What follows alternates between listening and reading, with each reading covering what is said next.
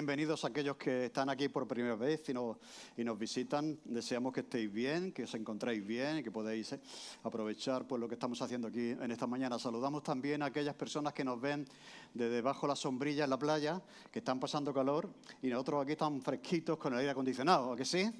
Así que sabemos que hay personas que están fuera de vacaciones, otros que nos están viendo desde casa a través de las redes sociales y sabed que nos acordamos de vosotros y que también deseamos que estéis bien. Cuando se habla de Jesús, seguro que cada uno tiene una opinión. Es muy interesante saber cómo se forman las opiniones. La mayoría de las veces nos formamos una opinión sobre alguien en base a lo que otros nos dicen de esa persona, o a través de lo que nosotros podemos observar, etc. Cuando se trata de Jesús, no hay cosa mejor que hacernos una opinión sobre Él en base a lo que Él dice de sí mismo. Por eso en esta serie de charlas que estamos desarrollando en el verano, lo que estamos intentando hacer es crearnos una opinión en base a las afirmaciones que Jesús hace de su propia persona. Y qué mejor tener una opinión basada en lo que Jesús dice de sí mismo, sobre sí mismo. Ya hemos visto que Él es el pan de vida, hemos visto que Él es la luz del mundo, hemos visto que Él es la puerta y hoy vamos a hablar, también la semana pasada, que Él es el buen pastor. Hoy vamos a hablar de una de las afirmaciones más extraordinarias que se hayan hecho jamás. Todas las que veamos, hemos visto y vamos a ver son extraordinarias. Pero la más importante de todas, la afirmación más tremenda de todas las que Jesús hizo o enseñó o afirmó, es la que hace en esta mañana, la que vamos a ver en esta mañana. Yo soy la resurrección y la vida. Si lo pensamos bien, esa es una tremenda afirmación. Yo soy la resurrección. Todas las propuestas que Él hace sobre su persona son importantes. Necesitamos un buen pastor, necesitamos algo que nos alimente, una puerta que nos lleve a tener una relación con Dios. Pero esta afirmación, yo soy la resurrección y la vida, es una afirmación que nadie ha hecho jamás porque no ha podido hacerla. Pero cuando Jesús hace esta afirmación, la hace con autoridad, como vamos a ver hoy, ¿no? Es una verdad extraordinaria. Esta verdad de que Jesús es la resurrección y la vida supera todas las demás afirmaciones que Jesús ha hecho acerca de Él. ¿Por qué? Porque trata de la muerte, de algo que consideramos que es imposible de superar, algo que nos ha vencido, algo que nos ha derrotado. Y ahora Jesús viene y dice que Él es la resurrección. Por lo tanto, esta afirmación es tremendamente extraordinaria. La muerte es ley de vida, nada se puede hacer, hay que aceptar la muerte. De todo se pasa menos de la muerte, todo tiene remedio en la vida, decimos, ¿no? Menos la muerte. Y así nos vamos muriendo con una sensación de derrota, ¿no? Porque la muerte ha podido con nosotros y nos ha vencido. Pero ahora viene Jesús del cielo, viene de arriba y dice, yo soy la resurrección. Y Jesús responde a la pregunta que el ser humano se ha hecho desde el principio de los tiempos. Ya en el libro de Job, Job se preguntaba, si un hombre muriere, ¿volverá a vivir? Es una reflexión sobre la vida, sobre la existencia. Y él mismo se pregunta, si yo me muero, ¿me voy a levantar un día? ¿Voy a resucitar un día? ¿Voy a volver a vivir? Es una buena pregunta. La mayoría de nosotros diríamos, no. Si yo me muero, me he muerto. Pero él responde un poquito más adelante, después de esa reflexión, y dice lo siguiente. Yo sé que mi Redentor vive y al fin me levantará, dice Job. Así que si hay una verdad incuestionable en la vida, es la realidad aplastante de la muerte. Alguien decía, era un presidente de Estados Unidos, que hay dos cosas seguras en la vida. Solo dos cosas seguras en la vida. La primera, los impuestos, que no te puedes librar de ellos. Y en segundo lugar, la muerte. Esas son cosas seguras. ¿De acuerdo? que te van a sacar el dinero a través de los impuestos y también que un día vas a morir. Ante la realidad inevitable de la muerte, aplastante de la muerte, solo cabe la derrota, la aceptación de la derrota, de su superioridad sobre la vida y sobre nuestras vidas, ¿de acuerdo? Y ya está. Pero ahora Jesús viene y dice, yo soy la resurrección y la vida. Si esto es verdad, no hay nadie en este mundo, ni lo ha habido, ni lo habrá, que merezca más que Él creer en Él, ¿no? Tú puedes creer en un filósofo, tú puedes creer en un científico, pero si se muere, ¿de acuerdo? No ha podido con la muerte. Pero si viene alguien y te dice, yo soy la resurrección en la vida, no hay nadie en el mundo que merezca más atención que Él, ¿de acuerdo? Y no hay nadie en el mundo que merezca seguirle como Él. Estas palabras de Jesús, yo soy la resurrección y la vida, el que cree en mí, aunque esté muerto, vivirá. Y todo aquel que vive y cree en mí, no morirá eternamente. Estas palabras fueron dichas por Jesús precisamente en un velatorio, 4 días después de que uno de sus amigos, de sus mejores amigos, Lázaro, hubiese muerto. Por lo tanto, son palabras dichas en la realidad de la muerte, en los efectos de la muerte. Aquí había dolor, había tristeza, había derrota, como en todos los entierros, ¿no? Hay una sensación cuando va a un entierro de derrota, de fracaso ante el poder de la muerte. Así que Jesús, en esa situación, en ese ambiente, Jesús se levanta y dice, yo soy la resurrección y la vida. Ante un cuerpo que está ya oliendo, que lleva 4 días que está muerto. Ante una familia que está llorando y sufriendo el efecto de la muerte. Dice el pasaje de Juan que recoge este caso. Estaba entonces enfermo uno llamado Lázaro de Betania, la aldea de María y de Marta, su hermana. María, cuyo hermano Lázaro estaba enfermo, fue la que ungió al Señor con perfume y le enjugó los pies con sus cabellos. Enviaron pues las hermanas para decir a Jesús, Señor, he aquí que el que amas está enfermo. Oyéndolo dijo Jesús, esa enfermedad no es para muerte, sino para la gloria de Dios, para que el Hijo de Dios sea glorificado por ella. Y amaba Jesús a Marta, a su hermana y a Lázaro. Cuando oyó pues que estaba enfermo, se quedó 2 días más en el lugar donde estaba. Parece incomprensible. En lugar de ir corriendo, se quedó ahí donde Jesús estaba. Luego, después de esto, dijo a los discípulos, vamos ahora a Judea otra vez. Le dijeron los discípulos, Rabí, ahora procuras ir allí, los judíos pretenden apedrearte y otra vez vas allá. Respondió Jesús y dijo, ¿no tiene el día 12 horas? El que anda de día no tropieza porque ve la luz de este mundo, pero el que anda de noche tropieza porque no hay luz en él. Dicho esto, les dijo después, nuestro amigo Lázaro duerme, mas yo voy a despertarle. Dijeron entonces sus discípulos, Señor, si duerme, sanará. Pero Jesús decía esto de la muerte de Lázaro. Y ellos pensaron que hablaba del reposar del sueño. Entonces Jesús les dijo claramente, Lázaro ha muerto. Y me alegro por vosotros de no haber estado allí para que creáis, mas vamos a él. Dice entonces Tomás, llamado Dídimo, a sus condiscípulos, vamos también nosotros para que muramos con él.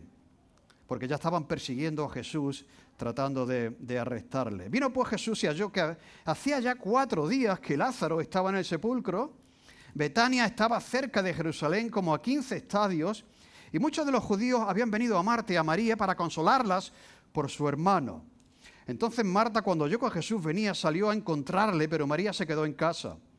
Y Marta dijo a Jesús, Señor, si hubieses estado aquí, mi hermano no habría muerto. Mas también sé ahora que todo lo que pidas a Dios, Dios te lo dará. Jesús le dijo, tu hermano resucitará. Marta le dijo, yo sé que resucitará en la resurrección en el día postrero. Y Jesús le dice, yo soy la resurrección y la vida. El que cree en mí, aunque esté muerto, vivirá. Y todo aquel que vive y cree en mí, no morirá eternamente. Una tremenda declaración. Y le pregunta a ella, ¿crees esto? Le dijo, sí, Señor, yo creo. He creído que tú eres el Cristo, el Hijo de Dios, que has venido al mundo.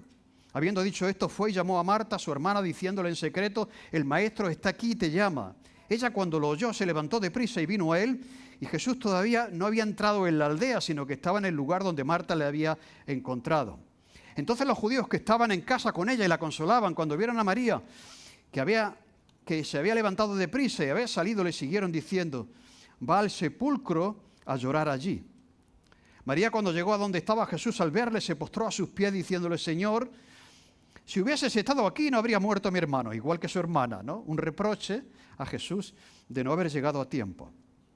Jesús entonces, al verla llorando y a los judíos que la acompañaban también llorando, se estremeció en espíritu y se conmovió. Y dijo: ¿dónde le pusisteis? Le dijeron: Señor, ven y ve. Jesús lloró. Dijeron entonces los judíos: mirad cómo le amaba.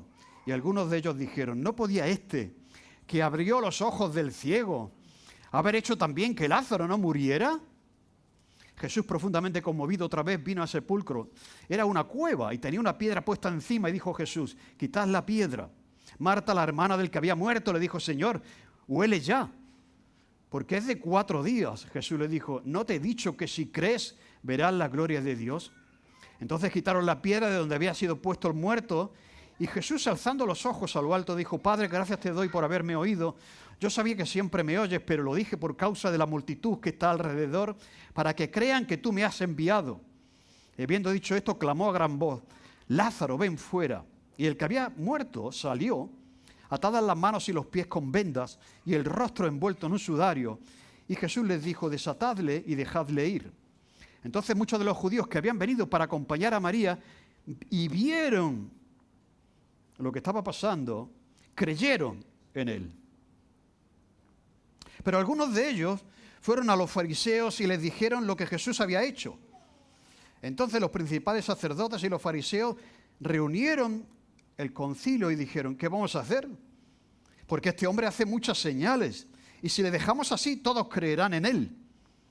Y vendrán los romanos y destruirán nuestro lugar santo y nuestra nación. Dice el texto que ante este milagro hecho a la vista de todo el mundo, porque si no hubiese resucitado, todas estas personas hubiesen dicho: oye, no, que eso te lo inventa, que yo estaba allí ese día y eso no pasó. O sea, por lo tanto era tan evidente a la vista del público, de la gente, que muchos creen, pero no todo el mundo cree, a pesar de las evidencias. La parte poderosa, en el aspecto religioso, político de Jerusalén, decían: este nos va a quitar el puesto. La gente se va a ir tras él y nos va a abandonar a nosotros, así que hay que quitarle de en medio.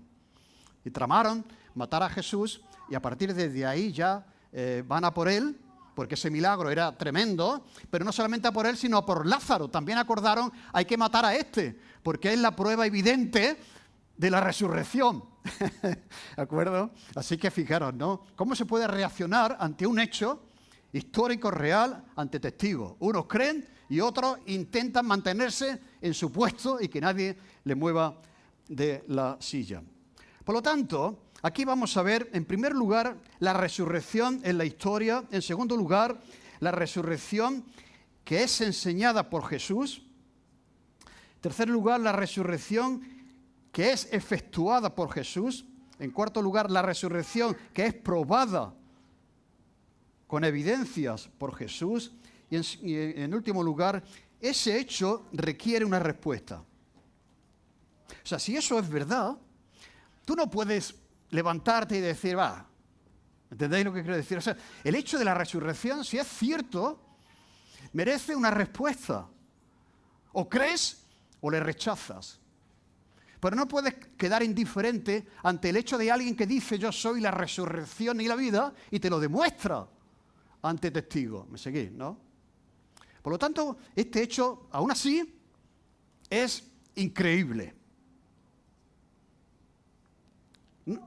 No nos entra en la cabeza que una persona que ha muerto pueda volver a la vida después de unos días o después de un año. Eso es mentalmente imposible. Eso es imposible. Por lo tanto, si lo que Jesús dice es verdad, es verdad. Y si no es verdad, es un mentiroso. Jesús nos está mintiendo a todas horas. ¿De acuerdo? O es verdad o miente. Por lo tanto, vamos a enfrentarnos a ese hecho, ¿no? Si alguien dice la verdad, merece nuestra atención. Y Jesús demuestra públicamente ante testigos que no solamente dice una cosa, sino que lo cumple. Por esa razón nadie ha podido decir en la historia jamás, yo voy a resucitar. Porque, ¿me entendéis? No te puedes atrever a hacer esa afirmación, porque te vas a morir. Pero cuando Jesús hace esa afirmación y lo demuestra, amigo, no hay otra filosofía, no hay otra creencia, no hay otra religión, no hay otra persona que merezca en la vida ser seguida, sino el propio Jesús. Y si es verdad, Él habla de la victoria de la vida sobre la muerte. Y al hacerlo nos da esperanza de futuro. El anhelo de todo ser humano, mortal, de superar y vencer a nuestro mayor enemigo, que es la muerte. Tú sabes, tu mayor enemigo no es la hipoteca. Tu mayor enemigo no es tu jefe. Nuestro mayor enemigo es la muerte. ¿O no? Hay otras cosas en la vida difíciles, pero para un ser humano, la muerte es lo peor que le puede pasar. Y ahora viene Jesús y nos da esperanza sobre la muerte. Por lo tanto, vamos a ver en primer lugar la resurrección en la historia.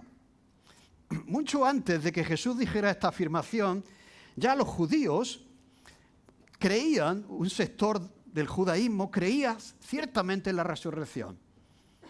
No hace falta que venga Jesús a decirlo y a enseñarlo, que lo hace, por supuesto, sino que ya había esa expectativa, esa esperanza de que al final nuestros cuerpos corruptos se levantarían de la muerte. Ya lo dijo Job. Cuando un hombre muere, se levantará y responde, yo sé que mi Redentor vive, como anticipaba antes, y al fin se levantará sobre el polvo, y después de deshecha esta mi piel, de corromperme, me levantaré sobre el polvo, y después de deshecha esta mi piel, en mi carne he de ver a Dios, el cual veré por mí mismo. Por lo tanto, él tiene la expectación, la expectativa, la esperanza de que después de la muerte va a ver a Dios, pero en su carne. No de una manera espiritual, no como un ejemplo, como un cuento, como un sueño, sino en su carne, ya corrupta, volveré a ver a Dios. Por lo tanto, él tiene esa expectativa, esa esperanza, ya Job lo manifiesta. Pero Isaías dice, tus muertos vivirán, sus cuerpos resucitarán, despertad y cantad, moradores del polvo, porque tu rocío es cual rocío de las luces, y la tierra dará a luz a sus muertos. Daniel dice, muchos de los que duermen en el polvo de la tierra serán despertados, unos para vida eterna y otros para vergüenza y confusión perpetua. Y tú irás hasta el fin y reposarás y te levantarás para recibir tu heredad al final de los días. La expectación de que cuando uno muere, duerme, pero un día se levanta, era un día que se situaba en el futuro, no en el presente, sino en el futuro. Al fin te levantarás al final de los días para recibir tu heredad. Ya Daniel tiene esa expectativa de futuro. Oseas dice, nos dará vida después de 2 días, en el tercer día nos resucitará y viviremos delante de él. Por lo tanto, hay esperanza de Israel en relación con la resurrección de los muertos. De hecho, sabéis que Jesús se enfrentó a 2 grupos durante su ministerio, eran los fariseos y eran los saduceos. Los fariseos creían firmemente en la resurrección, pero los saduceos decían que no había resurrección, que no había ángeles y que tampoco había espíritus. ¿De acuerdo? Y en este juego, en esta realidad que se daba lo mismo que ahora. Hay personas que creen en la resurrección de los muertos y hay otros que dicen, pues yo eso no me lo creo. Eso ha pasado siempre. ¿De acuerdo? Y en esa realidad el apóstol Pablo predicó. Y dice lo siguiente en el libro de los Hechos. Entonces Pablo, notando que una parte de los que le escuchaban eran saduceos y otros fariseos, alzó la voz en el concilio diciendo, varones hermanos, yo soy fariseo, hijo de fariseo. Acerca de la esperanza de la resurrección y de los muertos se me juzga. era muy listo Pablo, sabía que había un sector del auditorio que creía en la resurrección, pero había un sector del auditorio que no creía en la resurrección y dice, oye, me estáis juzgando porque creo en la resurrección. Ya se ganó a la mitad del auditorio. Pero veis, ya Pablo afirma también y predica después de Jesús la resurrección. Si leéis los libros del Nuevo Testamento, está por todos sitios. Y en el libro de Apocalipsis ya se habla de cielos nuevos, de tierras nuevas, donde no existe la muerte, ni el dolor, ni el llanto. Dios quiere restaurar todas las cosas y una de ellas, la postrera de todas ellas, va a ser la muerte, la superación de la muerte. ¿Pero qué pensaban los griegos y los romanos sobre este hecho? Las culturas antiguas, excepto la judía, pensaban que esto era imposible. Hay muchos poemas, muchos dichos que se encuentran en relación con el pasado, las creencias del pasado, y una de ellas dice, una vez que un hombre ha muerto y el polvo ha absorbido su sangre, ya no hay remedio, ya no hay resurrección. Los griegos creían en la inmortalidad, pero la inmortalidad del alma, pero no creían en la resurrección del cuerpo porque consideraban que eso era imposible. Otros hablaban de la resurrección como, bueno, cuando una persona cambia de vida, como si hubiese resucitado a una nueva vida, ¿no? Pero no es lo que Jesús dice, yo soy la resurrección, no es una manera espiritual de hablar de algo, sino que es algo real que tiene que ver con la carne. O sea, no hay resurrección si no hablamos de la resurrección de la carne. Y no hay resurrección si no estás muerto. ¿Vale? O sea, para resucitar tienes que morirte. ¿De acuerdo? Por lo tanto, voy a enseñaros un libro, la portada de un libro por si alguien se anima. Hay un clásico acerca de este tema de la resurrección. Es un clásico que yo me he estado leyendo estos días, no llega, estoy por la mitad, tiene 900 y pico páginas, pero estudia el hecho de la resurrección. O sea, analiza en profundidad la creencia de la cultura de los pueblos sobre el hecho de la muerte y de la posibilidad de la resurrección.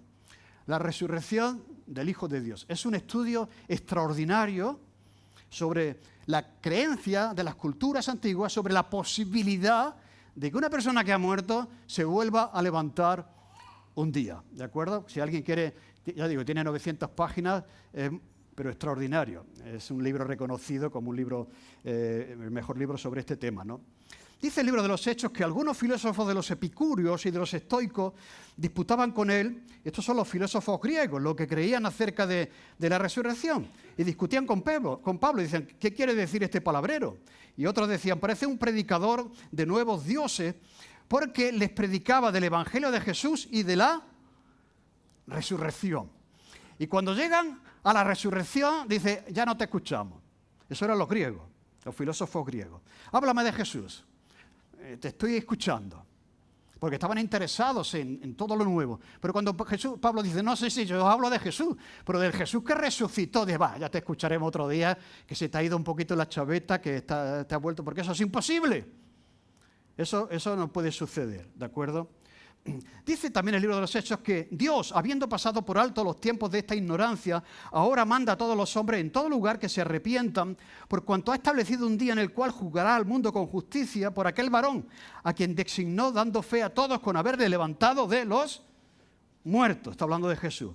Pero cuando oyeron lo de la resurrección de los muertos, unos se burlaban y otros decían, vamos, ya te escucharemos acerca de esto otra vez. Y es lógico, porque la resurrección de un muerto es imposible, ¿o no?, desde el punto de vista humano.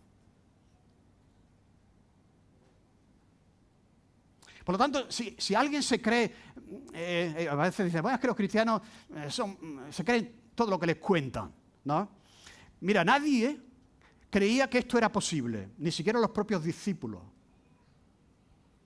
¿Me entendéis lo que quiero decir? Porque humanamente, racionalmente, una vez que una persona se muere, no vuelve a vivir. Y ahí está la historia para demostrarlo, ¿no? Por eso la afirmación de Jesús, que viene y dice, yo soy la resurrección, y resucita a alguien delante de todo el mundo, amigo, eso no se puede rebatir, ¿de acuerdo? Ahora, volvamos a Israel. La convicción de los judíos era una esperanza de que eso era posible, la convicción de los griegos y de los romanos es que eso era absolutamente imposible. No era posible que eso pasase, ¿no? Pero ahora volvamos a Israel. ¿Os acordáis de Elías? Elías ya resucitó al hijo de la viuda de Sarepta. Abraham, Job y David ya expresan también expectativas de resurrección. Cuando Dios le pide a Abraham que entregue a su hijo Isaac, y lo hace con firmeza y con fe, dice que lo hizo, dice Hebreos, porque estaba convencido que Dios era capaz de levantar a su hijo de los muertos, ¿no? O sea, él estaba convencido, Dios me está pidiendo algo, que entregue a mi hijo, pero él es tan poderoso que él es capaz de levantarlo después de la muerte. O sea, Abraham tenía esa expectación, esa fe, esa esperanza de que el creador del universo era poderoso para resolver el problema de la muerte. Mira, Jesús ahora viene y afirma con frecuencia, está escrito, dice Jesús, que el Cristo padecerá y resucitará de entre los muertos al tercer día. No solamente es una esperanza que se va desarrollando poco a poco en el judaísmo, sino que ahora viene Jesús rotundamente, lo afirma, al tercer día resucitaré. Por lo tanto, lo que Jesús dice es la confirmación de la esperanza que se tenía antes de Jesús. Jesús viene a confirmar que eso que creía Abraham era posible y Dios podía hacerlo. Que eso que ellos habían mantenido como Job, después de deshecha esta mi piel, en mi carne he de ver a Dios. Esto que creía Job es posible y yo voy a hacerlo, porque yo soy la resurrección y la vida. Por eso, Marta, cuando viene Jesús,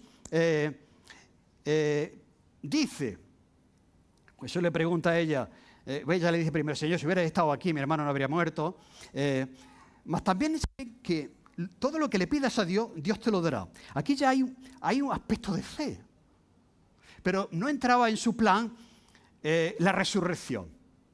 Entraban en el plan de estas personas, pues la sanación. Todas las personas que piden ayuda a Jesús, hay 3 casos de resurrección en el Nuevo Testamento.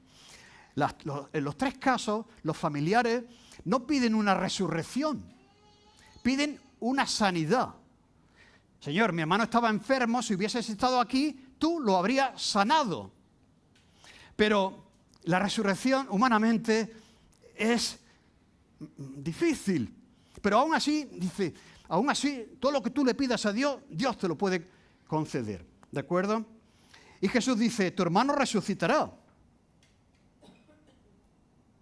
Y dice, claro que lo sé, que resucitará, pero en el día postrero, lo cual quiere decir que Marta y María tenían la creencia que tenía Job, que tenía Daniel, que tenían otros, Abraham, de que en el día postrero se produciría la resurrección de los muertos, pero en el día postrero, no en el ahora. Por eso Jesús dice, mira, el que va a hacer eso en el día postrero soy yo. Y yo estoy aquí. Y lo que voy a hacer en el día postrero, lo voy a hacer ahora con Lázaro. ¿Dónde está? Lázaro, sal fuera. Y Lázaro sale, el pobre, vivito y coleando, ¿no? Así que Jesús está afirmando esa expectación acerca de la resurrección. Y dice, y lo enseñó con frecuencia, y comenzó a enseñarles que le era necesario al Hijo del Hombre padecer mucho, ser desechado por los ancianos, por los principales sacerdotes, por los escribas, y ser muerto y resucitar después de 3 días. Y esta es la voluntad del que me ha enviado, que todo aquel que ve al Hijo y cree en Él tenga vida eterna, y yo le resucitaré en el día postrero. Ya no habla de Él, sino habla de la resurrección de todos aquellos que creen en Él. El que come mi carne, bebe mi sangre, tiene vida eterna, y yo le resucitaré en el día postrero. Así que mientras los griegos y los romanos rechazan la resurrección por imposible, los judíos creen en ella, Jesús la enseña y Jesús también la realiza. Y después el cristianismo la proclama con convicción ante el mundo entero, cosa que hizo Pablo. A mí me estáis juzgando porque creo en Jesús, el que resucitó de los muertos. O sea, la resurrección está por todo el Nuevo Testamento. Esa es la creencia. Ahora vamos a ver en segundo lugar cómo la resurrección es realizada por Jesús. O sea, porque está muy bien, uno puede tirarse un farol y decir, mira, yo voy a hacer que los planetas, yo qué sé, pero si luego no pasa, o sea, hacer esa afirmación, yo soy la resurrección, y irte a tu casa y dejando el muerto en la tumba, pues, ¿me entendéis? Entonces, no solamente Jesús afirma algo, enseña algo, confirma esa expectación de resurrección futura, sino que Jesús realiza una resurrección y lo hace ante la vista de todos. Lo hizo con el hijo de la viuda de Naín, lo hizo con la hija de Jairo y ahora lo hace con Lázaro de Betania. Mira, vamos a ver un mapa de dónde estaba Betania. A veces hablamos de los lugares. Esto es algo que ocurre en el tiempo y en el espacio. Cuando se está hablando de la resurrección de Lázaro, no se está hablando de un mito, no se está hablando de un cuento, no se está hablando de algo que se desea, pero que se sueña o que se idealiza. Está hablando de un hecho histórico, está hablando de una ciudad que está allí a la derecha, Betania, ¿de acuerdo? Betfagé era un camino que llevaba hasta Jerusalén, donde estaba el templo. Por eso cuando Jesús entra en Jerusalén, lo ve desde arriba y dice, ay, Jerusalén, ¿cuántas veces quise juntaros como la gallina a sus polluelos y no quisisteis? Pues Jesús lo dice desde Betania cuando pasa por Betfagé, que es donde celebra la Santa Cena, ¿de acuerdo? Y el Monte de los Olivos estaba de camino, ¿veis? Getsemaní ahí, enfrente del templo. O sea, eso ocurre en el tiempo, en el espacio, en un sitio, en un lugar concreto. ¿De acuerdo? No podemos decir, bueno, Jesús se refería ahí cuando resucita a Lázaro pues, a una resurrección espiritual, ¿no? Se había convertido y ahora era una nueva persona. No, está hablando de la resurrección del cuerpo. O sea, no hay resurrección si no hablamos de la resurrección de un muerto. ¿Me entendéis? ¿De acuerdo? Es verdad que se puede utilizar la resurrección como alguien que ha pasado de una situación a otra de una manera extraordinaria. Pero cuando hablamos de la resurrección, hablamos que un muerto vuelve a la vida, ¿de acuerdo? Entonces Jesús realiza ese milagro, como he dicho antes, tengo que ir más rápido, ninguno de ellos esperaba la resurrección. Marta y María llaman a Jesús para que cure a su hermano, para que le sane, pero no para que le resucite. Porque aunque creían en eso, todavía, como nos pasa a todos nosotros, dicen, no, madre mía, pero esto es posible, ¿no? Querían que eso ocurriría más adelante, pero no podía ocurrir en el presente. ¿De acuerdo? Por lo tanto, Jesús resucita a Lázaro, confirma, demuestra aquello que él enseña, ¿no? Y es muy interesante que si analicéis el texto, con frecuencia se dice que ya había muerto, que ya estaba muerto, que había muerto, que los que habían ido a acompañar a Marta y a María la ven que van corriendo porque estaba muerto, ¿me entendéis? No hay resurrección si no hay previamente un muerto. Por lo tanto, Jesús realiza la resurrección. En tercer lugar, la prueba, ¿de acuerdo? Dice, al que había muerto salió, atadas las manos y los pies con vendas y el rostro envuelto en un sudario, y Jesús le dijo, desatadle y dejadle ir. Entonces muchos de los judíos que habían venido a acompañar a María y vieron lo que hizo Jesús, creyeron en él. Mucha gente dice, mucha gente dice, esto de la muerte, nadie ha venido de allí para decirnos que eso es posible. Pues sí, ha venido. Jesús ha venido. Lázaro ha venido. Y muchos creyeron en él. Así que no es cierto eso de que de la muerte no ha venido nadie, porque ha venido mucha gente, según el relato de la Biblia, ¿no? Muchos han resucitado. Pero la gente dice, bueno, si yo tuviera evidencias de que eso sucedió, yo creería. Eso mismo exigían la gente que estaba presente ahí y que escuchaban decir a Jesús, yo resucitaré al tercer día, ¿vale? Por eso Tomás, cuando le dicen que Jesús ha resucitado, dice, ni me lo creo. Eso es imposible. Pero es que lo ha enseñado. Ya puede decir cualquier cosa. Pero no me lo creo hasta que no lo vea. Y ahora viene Jesús un poquito más adelante y dice, mira, Lázaro, ven. Mira. Y entonces dijo, Señor mío y Dios mío. O sea, ante la evidencia creyó. Pero hay otras personas que, es curioso, yo digo, este milagro que produce fe en mucha gente de los que estaban ahí, sin embargo, en otra mucha gente produce rechazo. Se lo quieren quitar del medio. Y al pobre que acababa de resucitar. O sea, acaba de resucitar y ahora se lo quieren cargar. Porque es la evidencia, es la prueba de que Jesús había efectuado ese milagro, porque todos sabían que Lázaro había muerto. Habían venido a Jerusalén, como hemos visto en el mapa, porque sabían que había muerto. Y ya huele, ¿entendéis? Pero hay gente tan cerrada de corazón que tú le dices, pero mira, eso pasó. Es verdad que nosotros no estábamos allí, pero hubo testigos que estuvieron allí. El mismo Juan que escribe esto estuvo allí.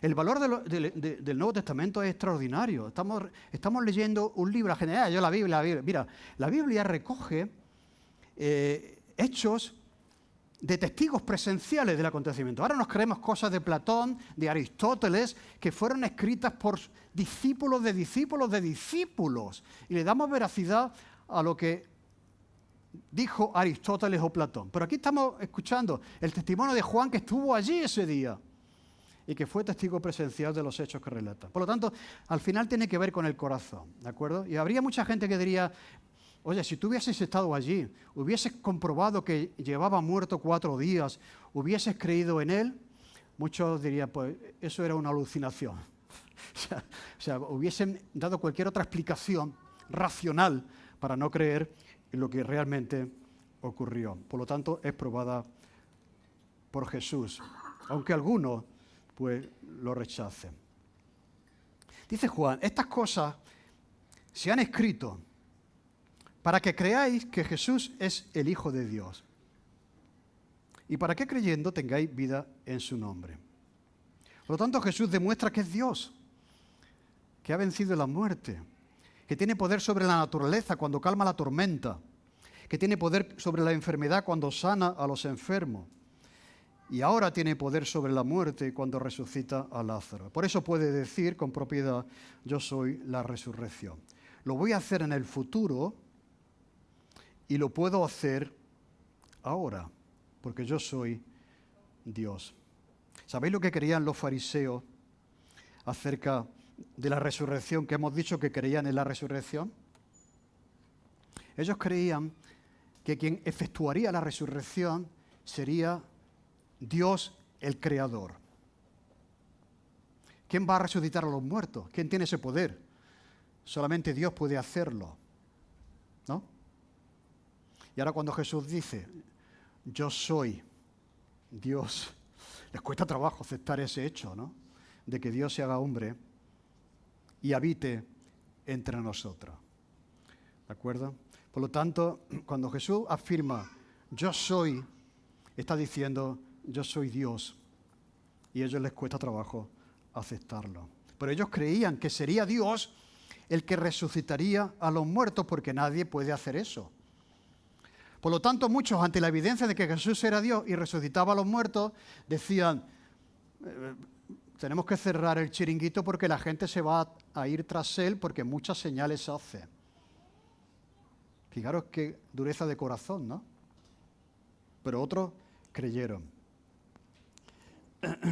Bien, ¿cuál sería tu caso? ¿Cuál sería el mío?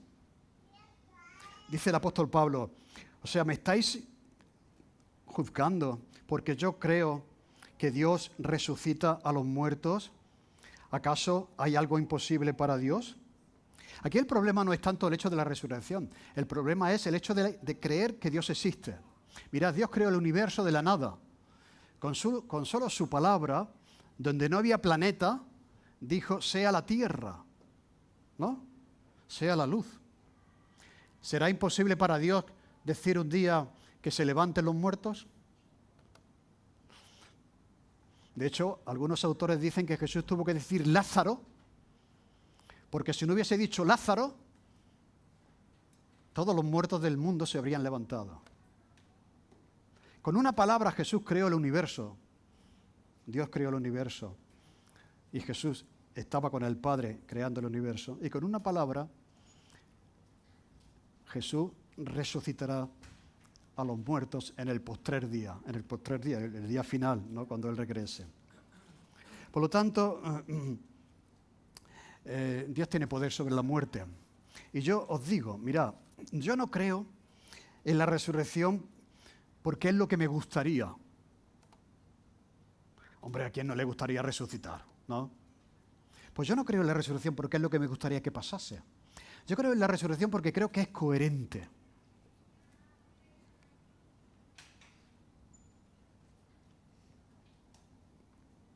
Ninguna religión, ninguna ideología, ninguna filosofía merece que tú la creas y que tú la sigas si no ha podido con la muerte. ¿No? Aristóteles, Platón, Einstein, todos los que tú quieras.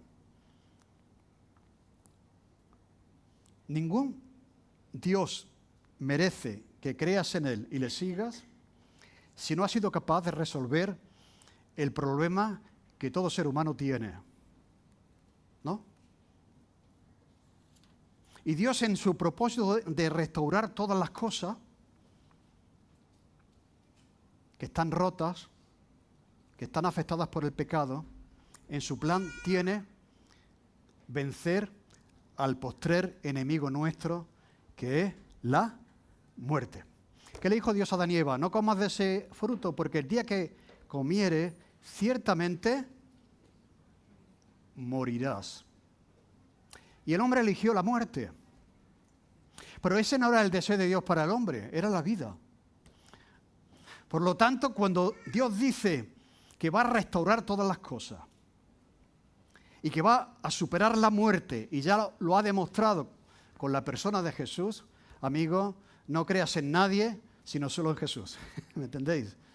Ningún Dios, ninguna religión que haya sido derrotada por la muerte merece que la sigas, que creas en ella. Por eso digo, cuando tú llegas a Jesús, dices, ya no necesito nada más. Él habla de la resurrección, resucita, enseña sobre la resurrección, lo demuestra, se aparece a 500 personas después para probar que había sucedido, y la Iglesia da su vida por la verdad y el hecho de algo que pensaban que era imposible, pero que pasó. Y es que Jesús había resucitado. Y Él promete que lo mismo que Él resucitó, nosotros también un día resucitaremos de los muertos. Por lo tanto, qué esperanza tan tremenda tenemos cada uno de nosotros. Qué bueno que conozcamos a Jesús. Creo en la resurrección, no porque es lo que me gustaría, sino porque es coherente, porque Dios es poderoso para hacer eso también. Creo en la resurrección porque lo enseñó Jesús. Creo en la resurrección porque la realizó Jesús. Creo en la resurrección porque la probó Jesús. Pero eso requiere que tú respondas a Jesús. Y sabéis, por encima de todas las cosas, yo creo en la resurrección porque me creo a Jesús. Porque cuando tú conoces al Jesús de la Biblia, no puedes sacar la conclusión, era un buen maestro porque se murió. Todos los buenos maestros pueden ser muy buenos, pero se mueren. ¿De acuerdo? Era un buen ejemplo de moral, de ética, pero se murió. ¿De acuerdo? Pero Él resucitó. Él resucitó. Y yo creo en lo que dijo Jesús, porque me parece coherente, porque lo cumplió, lo enseñó, lo cumplió y lo demostró. Pero cuando Jesús le dice a Marta y María, yo soy la resurrección y la vida, le preguntó, ¿crees esto? Y es lo que te preguntan esta mañana a ti. Pero Señor, es que mentalmente, pero... No, eso es imposible. Cuando una persona se muere, está allí, sabemos que está allí, ¿no? Como... Pero el Dios del universo que creó todas las cosas, un día por su palabra, la dirá y todos los muertos se levantarán. Por lo tanto, si no lo crees, tienes la evidencia que está en el Nuevo Testamento. ¿De acuerdo? Jesús lo demostró ante testigos y tenemos que responder, yo creo que creyendo en Él, porque no hay otra persona a la que seguir, porque ha confirmado aquello que nadie ha podido afirmar, que yo soy la resurrección. Amén. Señor, te damos gracias porque esto es mucho más allá de pensar que los muertos resucitan. Es como cerrar el círculo de este mundo caído, de este mundo roto, de este mundo desordenado, en el que impera la muerte, el dolor, el sufrimiento, Señor, y tú vas a poner fin, porque eres el Dios del universo, y vas a restaurar todas las cosas, y lo vas a hacer por medio de Jesús. Lo has demostrado en su resurrección, y esperamos, Señor, también la nuestra un día. En tu nombre, amén.